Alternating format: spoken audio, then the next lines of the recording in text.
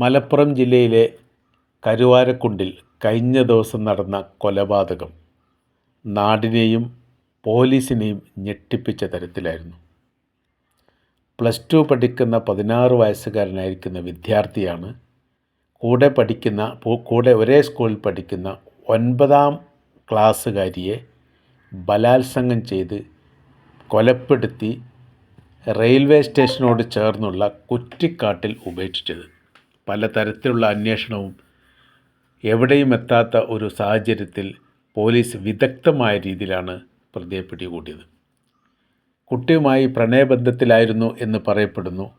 ആ വിഷയവുമായിട്ട് ബന്ധപ്പെട്ട് അന്നത്തെ ദിവസം 3 മണി മുതൽ 4 മണി വരെ കൂടെ ഉണ്ടായിരുന്നു എന്നുള്ള ഒരു രഹസ്യ വിവരമാണ് പോലീസിന് പ്രതിയെ കണ്ടെത്താൻ വേണ്ടിയിട്ട് എളുപ്പത്തിൽ സാധിച്ചത്. കാര്യം പറയുന്നത് ഇങ്ങനെയാണ്.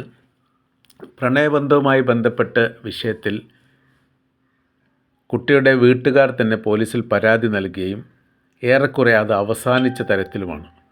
പക്ഷേ പ്രതി മയക്കുമരുന്നിൻ്റെ ഉപയോക്താവായി എന്നതിനാൽ തന്നെ ഇതൊരു വാശി പോലെ ഏറ്റെടുത്തുകൊണ്ട് അന്നത്തെ ദിവസം, അതായത് കഴിഞ്ഞ തിങ്കളാഴ്ച, സ്കൂളിൽ കുട്ടിയെ തടയുകയും കുറച്ച് കാര്യങ്ങൾ പറയാനുണ്ട് എന്ന് പറഞ്ഞ് കുട്ടിയെ കൂട്ടിക്കൊണ്ടുപോവുകയാണ് ചെയ്തത്. കൊലപാതകം ചെയ്യും, വീട്ടുകാരും കൊലപ്പെടുത്തുമെന്ന് ഭീഷണിപ്പെടുത്തിയതിൻ്റെ അടിസ്ഥാനത്തിൽ പോയി എന്ന് പറയപ്പെടുന്നു.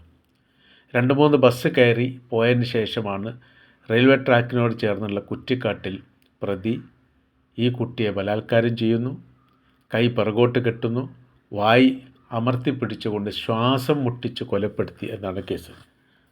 അതിനുശേഷം പ്രതി തൊട്ടടുത്ത് വീട്ടിൽ പോയി വെള്ളം വാങ്ങിക്കുടിച്ചു, മാതാവിനോട് ഓട്ടോറിക്ഷ വരാൻ വേണ്ടി പറഞ്ഞു, അതിൽ നിന്ന് പോവുകയും ചെയ്തു. അതിൽ നിന്ന് വീട്ടിലേക്ക് പോയി എന്നുള്ളതാണ് ഏറ്റവും ഒടുവിൽ അനുമാനിക്കുന്നത്. കുട്ടിയെ കാണാതായതോടുകൂടി നാട്ടുകാരും കുടുംബക്കാരും വ്യാപകമായ തെരച്ചിൽ നടത്തി. എന്നാൽ ഈ കുറ്റിക്കാട്ടിൻ്റെ ഭാഗത്ത് മാത്രം എത്തിയിട്ടില്ല എന്നുള്ള, ഒരാൾ പോലും പ്രവേശിക്കാൻ പറ്റാത്ത സ്ഥലമായ കുറ്റിക്കാട്ടിലേക്ക് അടുത്തി. കുട്ടി കരഞ്ഞാൽ പോലും ആരും കേൾക്കാത്ത രീതിയിലുള്ള ദയനീയാവസ്ഥയായിരുന്നു. ഇതിൽ നിന്ന് മനസ്സിലാക്കേണ്ട കാര്യം, ലഹരി വസ്തുക്കളിൽ നിന്ന് ബുദ്ധി മറിഞ്ഞിരിക്കുന്ന വ്യക്തി ഒരു വൈകാരിക ചിന്തയോടുകൂടിയും പ്രവൃത്തിയോടുകൂടിയുമാണ് സമീപിച്ചത് എന്നുള്ളത് ഏറെക്കുറെ ഉറപ്പാണ്. എന്നാൽ ഈ പോലീസ് അന്വേഷണവുമായിട്ട് ബന്ധപ്പെട്ട് പലതരത്തിലും തിരിച്ചും മറിച്ചും പോലീസ് ചോദിച്ചിട്ടും അങ്ങനെ കൂസലില്ലാത്ത രീതിയിലാണ് ഓരോ കാര്യങ്ങളും സംസാരിച്ചത് എന്നുള്ളത് പോലീസിനെയും അത്ഭുതപ്പെടുത്തുന്ന കാര്യമാണ്. അവസാനം മൊബൈൽ സ്വിച്ച് ഓഫ് ചെയ്തു എന്ന് മനസ്സിലാക്കിയതിൻ്റെ അടിസ്ഥാനത്തിൽ അവസാനം കോൾ ചെയ്തത്, അതിൻ്റെ ലൊക്കേഷന്, മൊബൈൽ സ്വിച്ച് ഓഫ് ചെയ്തതുമായി ബന്ധപ്പെട്ട കാര്യങ്ങൾ, ഇവനെ ഈ കുട്ടിയോടൊപ്പം കണ്ടു എന്ന് പറയുന്നത്, ഇതെല്ലാം കൂടിയും അന്വേഷണ ഉദ്യോഗസ്ഥന്മാർക്ക് വലിയ തുരുമ്പുണ്ടാക്കാൻ സാഹചര്യങ്ങളുണ്ടായി. അതിൻ്റെ അടിസ്ഥാനത്തിലാണ് പ്രതിയെ പിടിക്കുന്നു, ചോദ്യം ചെയ്യുന്നു. ചോദ്യം ചെയ്യുന്നതിൽ നിന്ന് ആദ്യ ഘട്ടത്തിലൊന്നും കാര്യവിവരങ്ങളൊന്നും കിട്ടിയിട്ടില്ലെങ്കിലും അവസാന ഘട്ടത്തിൽ പരസ്പര വിരുദ്ധമായിരിക്കുന്ന മൊഴിയുടെ അടിസ്ഥാനത്തിലാണ് കണ്ടെത്താൻ വേണ്ടി ഈ പ്രതിയാണ് എന്നുള്ളത് ഉറപ്പുവരുത്താൻ വേണ്ടി സാധിച്ചത്. ഇവിടുത്തെ വിഷയം എന്ന് പറഞ്ഞാൽ, ജുവനൈൽ കോടതി മുമ്പാകെ അല്ലെങ്കിൽ അതിൻ്റെ സംവിധാനത്തിലാണ് ഇപ്പോൾ പ്രതി കഴിയുന്നത്. അപ്പോൾ 16 വയസ്സ് ഉണ്ട് എന്നതിനാൽ, പ്രായപൂർത്തിയാവാത്ത ഒരു കുട്ടിയായതിനാൽ ശിക്ഷയ്ക്ക് വലിയ ഇളവുകളുണ്ടാവും. ശിക്ഷ മറ്റുള്ളവരെ പോലെ ആവില്ല, മറ്റുള്ള കോടതിയിൽ ഈ ജയിലിലുമായിരിക്കില്ല എന്നൊരു പ്രത്യേകത ഉണ്ട്.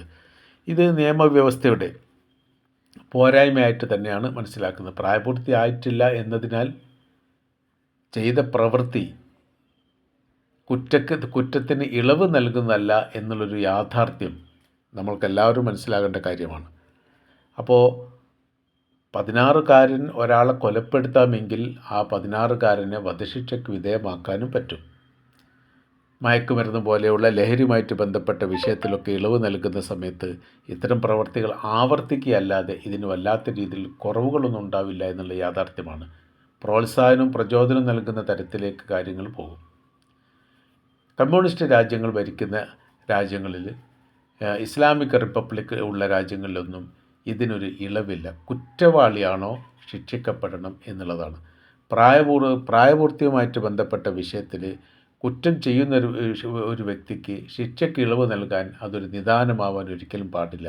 അങ്ങനെ ആ സമയത്ത് നിയമവ്യവസ്ഥയിൽ അത് വലിയ രീതിയിൽ പ്രയാസങ്ങളും ബുദ്ധിമുട്ടുകളും ഉണ്ടാക്കും. ഇപ്പോൾ ഈ മേഖല ഇപ്പോഴത്തെ സ്കൂൾ മേഖല പഠന മേഖലയുമായിട്ട് ബന്ധപ്പെട്ട കാര്യത്തിലേക്കൊക്കെ ഈ മയക്കുമരുന്ന് ലോബികൾ ഏറെക്കുറെ ഇടപെടാൻ വേണ്ടിയിട്ട് ഇപ്പോൾ താല്പര്യം കാണിക്കുന്നത് തന്നെ സ്കൂൾ മേഖലയിലാണ്. സാധാരണഗതിയിൽ വിദ്യാഭ്യാസ മേഖല പഠന മേഖലയുമായിട്ട് ബന്ധപ്പെട്ട കാര്യത്തിനൊക്കെ ആ മേഖലയിൽ നിന്ന് ഒഴിഞ്ഞു മാറുകയാണ് സാധാരണ ചെയ്യൽ.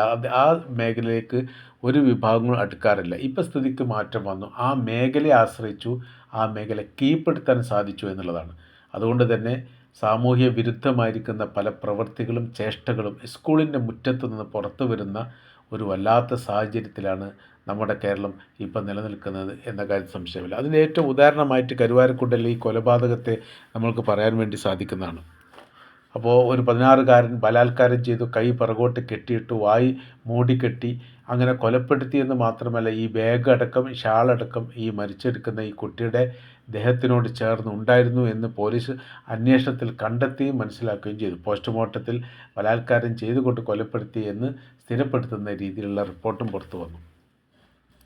മാത്രമല്ല ഇതിന് ഒന്നും ഇത്തരം പ്രതികൾ ഈ പ്രതിയെ സംബന്ധിച്ചിടത്തോളം അങ്ങനെ വയലൻ്റായിട്ട് പ്രശ്നങ്ങൾ ഉണ്ടാക്കുന്ന ഒരാളായിട്ട് കണക്കാക്കുന്നില്ല. ഏറെക്കുറെ സൈലൻ്റായിട്ട് പ്രവർത്തിക്കുന്നതാണ്. അപ്പോൾ സൈലൻ്റ് അറ്റാക്ക് പോലെയാണ് സൈലൻ്റ് ക്രിമിനൽസ് ഇപ്പോൾ വളർന്നു വരുന്നത്. സമൂഹത്തിനോ അല്ലെങ്കിൽ കുടുംബത്തിനോ പ്രത്യേകമായ രീതിയിൽ മനസ്സിലാക്കാൻ പറ്റാത്ത വിധം ഇവരിങ്ങനെ വലിയ രീതിയിൽ ഉത്തേജനം നൽകുന്ന രീതിയിലാണ് ഈ പ്രവർത്തികൾ. പ്രത്യേകിച്ച് ഈ മയക്കുമരുന്ന് ഉപയോഗപ്പെടുത്തുക, അതേപോലെ തന്നെ ഈ പ്രേമവുമായിട്ട് ബന്ധപ്പെട്ട വിഷയങ്ങളൊക്കെ ഉണ്ടാകുന്ന സമയത്ത് അത് രണ്ടും ലഹരിയാണ്. രണ്ടും ലഹരിയിലേക്ക് കയറിപ്പോകുന്ന വിഷയമാണ്. അപ്പോൾ ഒരു വ്യക്തിയെ നിയന്ത്രിക്കാനും പിടിച്ചു നിർത്താനും ഒരു സമൂഹത്തിനോ അല്ലെങ്കിൽ മറ്റാർക്കോ സാധിക്കുന്നില്ല എന്ന് പറയുമ്പോൾ സാമൂഹിക അന്തരീക്ഷത്തിൽ നിന്ന് ഈ മയക്കുമരുന്നുമായിട്ട് ബന്ധപ്പെട്ട വിഷയങ്ങളൊക്കെ മറ്റൊരു തലത്തിലേക്ക് എത്തിയിരിക്കുന്നു എന്നുള്ളതാണ്. അവരും അവരുടെ ലോകവും അവരുടെ ചിന്തയും അവരുടെ പ്രവൃത്തിയും അവരുടേതായിരിക്കുന്ന കാര്യങ്ങളും മാത്രം നിലനിൽക്കണം, അത് മാത്രമാണ് ശരി എന്ന തരത്തിലേക്ക് യഥാർത്ഥത്തിൽ ഇവിടെ എത്തുകയാണ്. ഇതിനൊക്കെ പരസ്യമായിരിക്കുന്ന ശിക്ഷാ നടപടി അല്ലാതെ മറ്റ് ഏതെങ്കിലും പോംവഴിയിലൂടെ ഇതിന് പരിഹാരം ഉണ്ടാക്കാൻ വേണ്ടി സാധിക്കില്ല. ഇത് ഒന്നോ രണ്ടോ ഒറ്റപ്പെട്ട സംഭവങ്ങളൊന്നുമല്ല, വിപുലമായിരിക്കുന്ന വ്യാപകമായിരിക്കുന്ന സംഭവമായിട്ട് മാറിയിരിക്കുന്നു. നിയമപാലകർക്ക് പോലും യഥാർത്ഥത്തിൽ ഇതിനെ കൺട്രോൾ ചെയ്യാൻ പറ്റാത്ത സ്ഥിതിയിലേക്ക് നമ്മുടെ നാട് മാറിയിരിക്കുന്നു എന്നുള്ളതാണ്. അപ്പോൾ കഴിഞ്ഞ ദിവസമൊക്കെ ഇത് വലിയ രീതിയിൽ ചർച്ചാ വിഷയമായിരിക്കുന്ന കാര്യമാണ്. ഈ അടുത്ത കാലത്തൊന്നും 16-കാരിയെ ഒരു 9 വയസ്സുകാരിയെ പീഡിപ്പിച്ച് കൊലപ്പെടുത്തി. വെറും കൊലയല്ല, വെറും പീഡനമല്ല, രണ്ടും കൂടി സംയുക്തമായ രീതിയിൽ, അതും കുറ്റിക്കാട്ടിൽ പോയിട്ടാണ് ചെയ്യുന്നത്. അതിലേക്ക് എത്തിക്കാനുള്ള ആ പ്രവണത, ഈ ഭയപ്പെടുത്തുക, ഭീഷണിപ്പെടുത്തുക, കൊലപാതകം ആരോപിക്കുക, തങ്ങളെയും തങ്ങളുടെ കുടുംബത്തെയും കൊലപ്പെടുത്തുമെന്ന് പറയുക, അങ്ങനെ വല്ലാത്ത രീതിയിലൊരു തലം സൃഷ്ടിക്കപ്പെടുന്നു അവിടെ. അപ്പോൾ അതിനെ തടുക്കാൻ വേണ്ടിയിട്ടോ ഈ അതിൽ നിന്ന് പിന്തിരിപ്പിക്കാൻ വേണ്ടിയിട്ടോ ആർക്കും പറയാൻ പറ്റണമെങ്കിൽ യഥാർത്ഥത്തിൽ ഇത്തരം ഒരു മാനസിക സാഹചര്യം ഉണ്ട് എന്ന് മനസ്സിലാക്കുകയും വേണം. അതുപോലും മനസ്സിലാക്കാൻ പറ്റാത്ത രീതിയിൽ സമൂഹം മാറിപ്പോയിരിക്കുന്നു എന്നൊരു പ്രത്യേകതയുണ്ട്. ഇപ്പോൾ മറ്റൊരു രീതി എന്ന് പറഞ്ഞാൽ, ഇപ്പോൾ സ്ത്രീയും പുരുഷനും തമ്മിൽ സംസാരിക്കുക, ഇടപെടുക, ഒരുമിച്ച് യാത്ര ചെയ്യുക, ഈ കാര്യങ്ങളൊന്ന് ചോദിക്കാൻ പോലും നിയമപാലകർക്ക് സാധിക്കാത്ത വിധം നിയമ സംവിധാനം ഇവിടെ നിലനിൽക്കുകയും ചെയ്യുന്നു. അത് തന്നെ തെറ്റാണ്. അപ്പോൾ ഓരോന്നിനും അതിൻ്റേതായിരിക്കുന്ന മറകളും പരിധികളും പരിമിതികളും വെച്ചിട്ടില്ലെങ്കിൽ സാമൂഹ്യ വിപത്ത് കൂടിക്കൂടി വരിക എന്നല്ലാതെ അതൊരിക്കലും കുറയാൻ വേണ്ടി സാധിക്കുകയില്ല. ഈ കമ്മ്യൂണിസ്റ്റ് ചിന്താഗതിയെ പോലെയുള്ള സംവിധാനങ്ങൾ മതവിരുദ്ധവും മതത്തിനെതിരായിട്ടും സംസാരിക്കുന്ന പല ഘട്ടങ്ങളിലും ആ മേഖലയിലൊക്കെ ഇത്തരം വിഷയങ്ങളും പ്രശ്നങ്ങളും ഉണ്ടാവാറുണ്ടെന്ന് യാഥാർത്ഥ്യമാണ്. മനുഷ്യനെ നിയന്ത്രിക്കുന്ന കൃത്യമായിരിക്കുന്ന നേർവഴിയിലേക്ക് നടക്കുന്ന സംവിധാനം മതം കൊണ്ട് മാത്രമേ സാധിക്കുകയുള്ളൂ. സ്ത്രീ എവിടെ നിൽക്കണം, പുരുഷൻ എവിടെ നിൽക്കണം, എങ്ങനെ സംവിധാനിക്കണം, എങ്ങനെ ബന്ധപ്പെടണം, ഏത് രീതിയിൽ റൂട്ടിലൂടെ യാത്ര ചെയ്യണം, എങ്ങനെ പോകാൻ വേണ്ടി പറ്റില്ല, ഇതിനൊക്കെ കൃത്യമായിരിക്കുന്ന നിയമാവലികളും സംവിധാനങ്ങളും യഥാർത്ഥത്തിൽ മതത്തിലുണ്ട്. പക്ഷേ അതൊരു കമ്മ്യൂണിസ്റ്റ് സംവിധാനത്തിനോ പ്രത്യയശാസ്ത്രത്തിലോ ഓപ്പൺ ലൈഫ് പോലെയാണ്, യൂറോപ്യന്മാരുടെ സ്റ്റൈലിലാണ് അതൊക്കെ എത്തിപ്പെടുന്നത്. ഇതൊക്കെ യഥാർത്ഥത്തിൽ ഈ കുട്ടികൾക്ക് വലിയ രീതിയിൽ പ്രചോദനം ഉണ്ടാകും. സ്കൂൾ തലങ്ങൾ, കോളേജ് തലങ്ങൾ, അതിൻ്റെ മേലെ യൂണിവേഴ്സിറ്റി തലങ്ങൾ എത്തുന്ന സമയത്ത് അവരുടേതായിരിക്കുന്ന ലോകം, അവരുടേതായിരിക്കുന്ന ചിന്ത എന്നതിനപ്പുറം സാമൂഹികപരമായിരിക്കുന്ന കടമയോ കടപ്പാടോ ഉള്ളതായിട്ട് ആരും മനസ്സിലാക്കാത്ത തരത്തിലാണ് ഇപ്പോഴത്തെ അന്തരീക്ഷ കാര്യങ്ങളും വിദ്യാഭ്യാസ മേഖലയിൽ പോയിക്കൊണ്ടിരിക്കുന്നത്. ഇതാണ് സാമൂഹികമായിരിക്കുന്ന വിപത്തായിട്ട് അവസാനം മാറാറുള്ളത് എന്നുള്ളതൊരു യാഥാർത്ഥ്യമാണ്. അതിൻ്റെയൊക്കെ ഒരു ഭാഗമായിട്ടാണ് ഈ 16-കാരി 9-കാരിയെ പീഡിപ്പിച്ചു, ബലാത്കാരം ചെയ്തു, കൊലപ്പെടുത്തി, മൃതദേഹം ഉപേക്ഷിച്ചു, എന്നിട്ട് ഒന്നും അറിയാത്ത രീതിയിൽ നടന്നു എന്ന് പറയുന്ന മഹാസംഭവം.